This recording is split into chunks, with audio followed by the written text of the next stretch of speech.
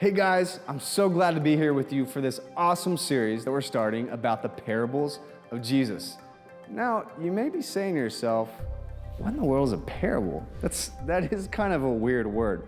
Well, let me define what a parable is. A parable is a short story that teaches a spiritual lesson.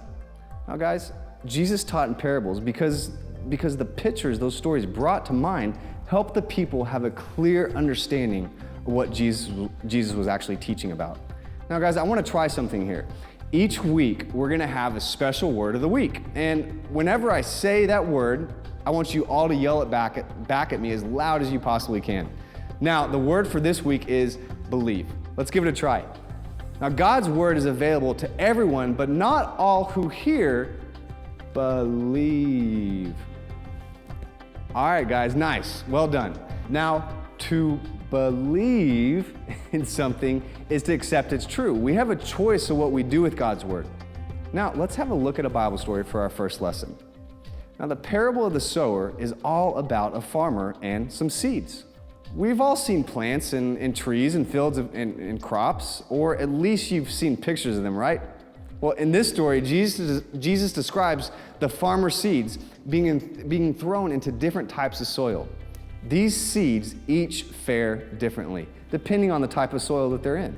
The first seed fell along the footpath, but because it just sat there on the trail, the birds came and took the seed away. Now, the same thing happens, guys, when God's word isn't planted deep in our hearts. The evil one comes and takes it away. Now, the second seed fell on shallow soil. The seed sprouted quickly, but because the soil was shallow, there were no roots to keep it, and the plant soon died because of the heat of the sun. Now, guys, it's the same thing with our faith. If we don't have deep roots in our heart from God's word, when tough times come, we will be tempted to give up and fall away from the Lord. Now, the third seed fell among thorns. Those troublesome thorns soon grew up and choked out the plant. Those thorns are like the cares and worries of this world that can quickly choke out God's word from our heart if we're too focused on the things of this life and the things that are in this world. Now, the final seed that Jesus mentions fell among healthy, rich soil. Now, guys, in our own lives, when we prepare ourselves for God, when we make our hearts fertile soil for His word, guys, we're ready to bear fruit for Him and receive the good things He planned in advance for us to do. Now, guys, God's word is a gift to us, but we have a choice. We can study God's word and live by it, or we can waste it. Guys, His word is literally available to everyone, but here it is. Will you choose to believe? Let me hear you. All right, good job. Or not. Now guys, here's what we're gonna do for the next few weeks. We're gonna be talking more about the awesome ways that Jesus used stories or parables to teach His message. All right guys, love you. Can't wait to see you back next week.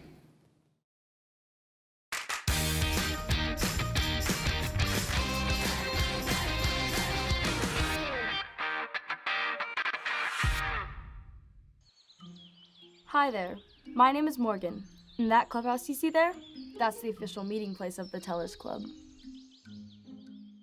Those are my friends. Kent is on the left, and in the glasses is Stevie Whipplemeyer.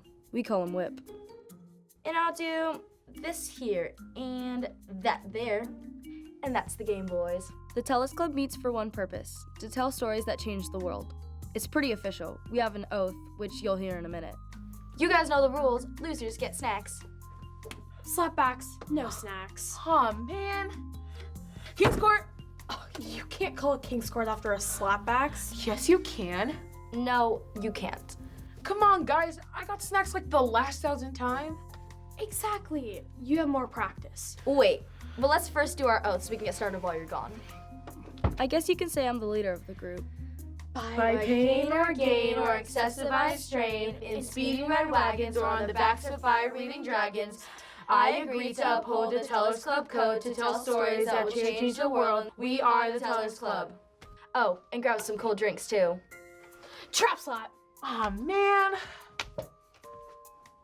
We have to make progress on the story today.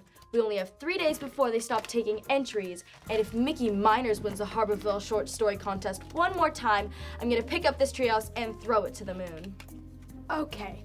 A, I'd like to see you throw this treehouse to the moon. And 2, Mickey Miners isn't gonna win this year. Oh, we are. Don't do that. Do what? The list thing. What are you talking about? You mix up your letters and numbers in the list.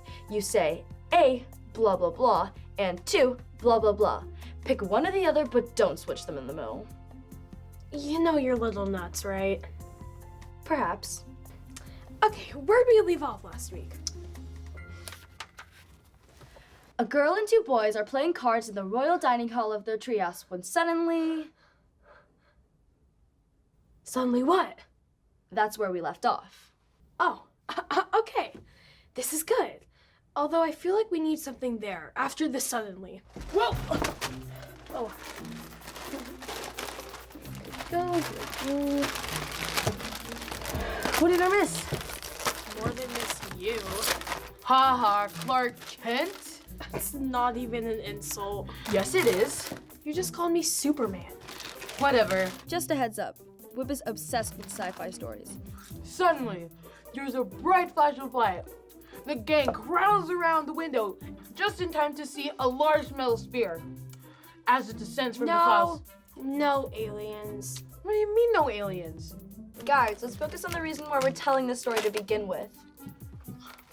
To entertain people? To plant a meaningful message in their hearts.